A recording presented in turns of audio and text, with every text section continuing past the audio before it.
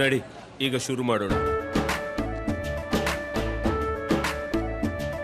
ಕೇಸರಿಯಿಂದ ಮನೋಲ್ಲಾಸ ಮನಸ್ಸು ಮತ್ತೇರಿ ಕುಣಿದಾಡಿದೆ ನೋಡು, ಮನಸ್ಸು ಮತ್ತೇರಿ ಕುಣಿದಾಡಿದೆ ನೋಡು. ಕ್ಷಣ ಕ್ಷಣವೂ ಆಚರಿಸಿ ಕೇಸರಿ ಹಬ್ಬ. ವಿಮಲ್ ಬಾಯಲ್ಲಿ ಹೇಳಿ ಕೇಸರಿ. ಪೆನ್ ಡ್ರೈವ್ ಪ್ರಕರಣಕ್ಕೆ ಸಂಬಂಧಪಟ್ಟಂತೆ ಸಭಾಪತಿ ಹೊರಟ್ಟಿ ಆಕ್ರೋಶವನ್ನ ವ್ಯಕ್ತಪಡಿಸಿದ್ದಾರೆ. ಇಂತಹದ್ದು ನಮ್ಮ ರಾಜ್ಯದಲ್ಲಿ ನಡೆದಿರೋದು ದುರ್ದೈವ. ಮಾನ ಮರ್ಯಾದೆ ಇದ್ದೋರು ರಾಜಕೀಯದಲ್ಲಿ ಇರಬಾರ್ದು. ಪ್ರತಿದಿನ ಒಬ್ಬೊಬ್ಬರು ಮಾತನಾಡೋದು ಸರಿಯಲ್ಲ, ಒಂದೊಂದು ಹೇಳಿಕೆಯನ್ನ ಕೊಡೋದು ಸರಿಯಲ್ಲ. ನ್ಯಾಯಾಲಯದ ಆದೇಶ ಬರುವವರೆಗೂ ಎಲ್ಲರೂ ಸುಮ್ಮನೆ ಇರಿ ಅಂತ ಹೇಳಿ ಆಕ್ರೋಶವನ್ನ ವ್ಯಕ್ತಪಡಿಸಿದ್ದಾರೆ ಸಭಾಪತಿ. ಪ್ರತಿದಿನ ಒಬ್ಬೊಬ್ರು ಒಂದೊಂದು ಹೇಳಿಕೆಯನ್ನ ಕೊಡ್ತಾ ಇದ್ದಾರೆ. ಈ ಒಂದು ಪೆನ್ ಡ್ರೈವ್ ಪ್ರಕರಣಕ್ಕೆ ಸಂಬಂಧಪಟ್ಟಂತೆ ನ್ಯಾಯಾಲಯದಲ್ಲಿ ಇದೆ, ನ್ಯಾಯಾಲಯ ತೀರ್ಪು ಕೊಡ್ಲಿ, ಎಲ್ಲರೂ ಸೈಲೆಂಟ್ ಆಗಿರಿ ಅಂತ ಹೇಳಿ ಹೇಳಿಕೆಯನ್ನ ಕೊಟ್ಟಿದ್ದಾರೆ ಬಸವರಾಜ ಹೊರಟ್ಟಿಯವರು. ನಮ್ಮ ದುರ್ದೈವ ಇವೆಲ್ಲ, ನಮ್ಮ ದೇಶದ ದುರ್ದೈವ. ಇಂಥ ಒಂದು ಸುಸಂಸ್ಕೃತ ನಾಡಾದಂಥ ಕರ್ನಾಟಕದಲ್ಲಿ ಇಂಥೆಲ್ಲ ನಡೀಬಾರ್ದು. ಇಡೀ ದೇಶ ಜಗತ್ತು ನೋಡ್ತೀವಿ, ನಮಗೆಲ್ಲ ನಾಚಿಕೆ ಬರ್ತದೆ. ಕೊನೆಗೆ ಏನು ಅನಿಸ್ತಿದೆ ಅಂದರೆ, ಮರ್ಯಾದಿದ್ದವರು ರಾಜಕಾರಣದಲ್ಲಿ ಇರಬಾರ್ದು ಅನ್ನುವಂಥ ಭಾವನೆ ಇವತ್ತು ಎಲ್ಲರಿಗೂ ವ್ಯಕ್ತ ಆಗ್ತಿದೆ. ಆಗಬಾರ್ದು ಅನ್ನುವಂಥದ್ದು ಆಸೆ ಇತ್ತು ನಮಗಿದೆ.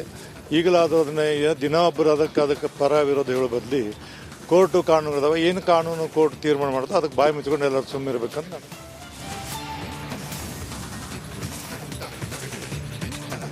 ಪ್ರಜ್ವಲ್ ರೇವಣ್ಣಗೆ ಸಂಕಷ್ಟ ಹೆಚ್ಚಾಗ್ತಾನೆ ಇದೆ. ಎರಡನೇ ಸಂತ್ರಸ್ತೆಯಿಂದನೂ ಕೂಡ 164 ಹೇಳಿಕೆ ದಾಖಲು, 164 ಅಂಡರಲ್ಲಿ ಹೇಳಿಕೆ ದಾಖಲಾಗಿದೆ. ಮೊದಲು ಅತ್ಯಾಚಾರ ಕೇಸ್ನಲ್ಲೂ ಕೂಡ ಇದೇ ಒಂದು ಸೆಕ್ಷನ್ ಅಂಡರಲ್ಲಿ ಹೇಳಿಕೆ ದಾಖಲಾಗಿತ್ತು. ಈಗ ಎರಡನೇ ಪ್ರಕರಣದಲ್ಲೂ ಕೂಡ ಅದೇ ಹೇಳಿಕೆ ದಾಖಲಾಗಿದೆ. ಪ್ರಜ್ವಲ್ ವಿರುದ್ಧ ಮತ್ತಷ್ಟು ದೂರುಗಳು ಕೇಳಿ ಬರ್ತಾ ಇದೆ. ಈ ವಿಚಾರವನ್ನ ನ್ಯಾಯಾಲಯಕ್ಕೆ SPP ತಿಳಿಸಿದ್ದಾರೆ. ಸದ್ಯ ವಿದೇಶಕ್ಕೆ ಪರಾರಿಯಾಗಿದ್ದಾರೆ ಪ್ರಜ್ವಲ್ ರೇವಣ್ಣ. ಪ್ರಜ್ವಲ್ ವಿರುದ್ಧ ಲುಕೌಟ್, ಬ್ಲೂ ಕಾರ್ನರ್ ನೋಟಿಸ್ ಎಲ್ಲ ಜಾರಿಯಾಗಿದೆ. ಯಾವಾಗ ವಾಪಸ್ ಬರ್ತಾರೆ ಮತ್ತು ತನಿಖೆಯನ್ನ ಎದುರಿಸ್ತಾರೆ ಅನ್ನೋದು ಈಗಿರುವಂಥ ಪ್ರಶ್ನೆ.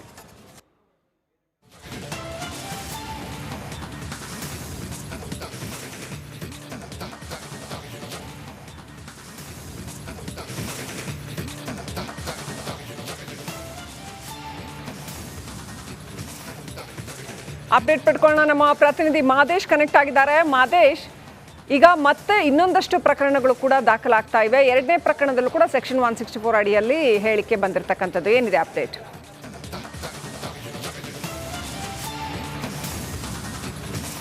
ಶ್ರೀಲಕ್ಷ್ಮಿ, ಈಗಾಗಲೇ ಪ್ರಜ್ವಲ್ ರೇವಣ್ಣ ವಿರುದ್ಧ ಕೇಸ್ಗೆ ಪ್ರಕರಣಕ್ಕೆ ಸಂಬಂಧಪಟ್ಟಂತೆ ಸಾಕಷ್ಟು ತನಿಖೆಯನ್ನು SIT ಅಧಿಕಾರಿಗಳು ನಡೆಸಿದ್ದಾರೆ.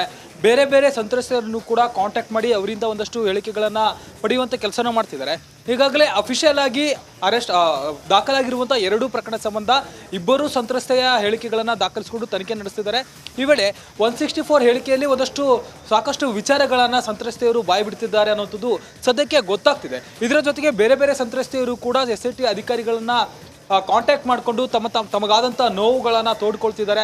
ಹೀಗಾಗಿ ಜೊತೆಗೆ ಇದರ ನಡುವೆ ಇಬ್ಬರು ಸರ್ಕಾರಿ ಮಹಿಳಾ ಅಧಿಕಾರಿಗಳು ಕೂಡ SIT ಅಧಿಕಾರಿಗಳ ಮುಂದೆ ಬಂದು ತಮಗಾಗಿರುವಂಥ ಒಂದು ನೋವನ್ನು ಹೇಳ್ಕೊಂಡಿದ್ದಾರೆ.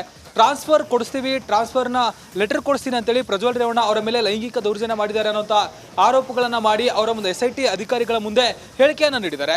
ಈ ಎಲ್ಲ ವಿಚಾರಗಳು ಕೂಡ ತನಿಖೆಯಲ್ಲಿ ಏನೆಲ್ಲ ನಡೀತಿದೆ, ಒಂದು ಕಿಡ್ನಾಪ್ ಕೇಸ್ ಆಗಿರ್ಬೋದು, 376 ಆಗಿರ್ಬೋದು, ಲೈಂಗಿಕ ದೌರ್ಜನ್ಯ ಆಗಿರ್ಬೋದು, ಮತ್ತಷ್ಟು ಕೇಸ್ಗಳು ಕೂಡ ಆಡಪ್ಟ್ ಆಗ್ತಾ ಹೋಗುವಂಥ ಚಾನ್ಸಸ್ ಕೂಡ ಇದೆ. ಯಾಕಂದರೆ ಎಲ್ಲ ಸಂತ್ರಸ್ತರನ್ನು ಕೂಡ ಒಂದೇ ಕೇಸ್ಗೆ ಕೂಡ ಲಿಂಕ್ ಮಾಡೋದು ಭಾಳ ಕಷ್ಟ ಆಗುತ್ತೆ. ಆ ಒಂದು ಗ್ರಾವಿಟಿ ಕೂಡ ಬೇರೆ ಬೇರೆ ಇರುತ್ತೆ. ಸಂತ್ರಸ್ತೆ ಯಾವ ರೀತಿ ಹೇಳಿಕೆ ಕೊಡ್ತಾರೆ ಅನ್ನೋದ್ರ ಮೇಲೆ ಆ ಒಂದು ಕೇಸನ್ನು ಅಧಿಕಾರಿಗಳು ಡಿಸೈಡ್ ಮಾಡ್ತಾರೆ. ಇಲ್ಲಿ ಈಗ ಇಬ್ಬರು ಸರ್ಕಾರಿ ಮಹಿಳಾ ಅಧಿಕಾರಿಗಳು ನೀಡಿರುವಂಥ ಹೇಳಿಕೆಗಳು ಒಂದಷ್ಟು ಬೇರೆ ರೀತಿಯ ಟ್ವಿಸ್ಟ್ಗೆ ಪಡೆದುಕೊಳ್ಳುವಂಥ ಸಾಧ್ಯತೆ ಕೂಡ ಇದೆ. ಈ ಒಂದು ಕಾರಣಕ್ಕಾಗಿ ಕಾನೂನು ತಜ್ಞರನ್ನು SIT ಅಧಿಕಾರಿಗಳು ಮೊರೆ ಹೋಗಿದ್ದಾರೆ. ಈ ಒಂದು ಇಬ್ಬರ ಹೇಳಿಕೆಗಳನ್ನು ಏನು ಮಾಡಬೇಕು, ಬೇರೆಯವರ ಅಂದರೆ ಬೇರೆ ಕೇಸ್ ಹಾಕಬೇಕಾ ಅಥವಾ ಈಗಾಗಲೇ ಇರುವಂತಹ ಕೇಸ್ಗೆ ಆ್ಯಡ್ ಮಾಡಬೇಕಾ, ಜೊತೆಗೆ ಇನ್ನೂ ಬೇರೆ ಬೇರೆ ಸಂತ್ರಸ್ತರು ಕೂಡ ಬಂದು ಒಂದಷ್ಟು ಹೇಳಿಕೆಗಳನ್ನ ಕೊಡ್ತಿದ್ದಾರೆ, ಒಂದಷ್ಟು ದೂರುಗಳನ್ನ ಕೊಡ್ತಿದ್ದಾರೆ. ಆ ಎಲ್ಲವನ್ನು ಕೂಡ ಏನು ಮಾಡಬೇಕು ಅನ್ನೋದನ್ನ ಪರಿಶೀಲನೆ ನಡೆಸ್ತಿದ್ದಾರೆ. ಮುಂದೆ ಏನು. Thank you Madesh.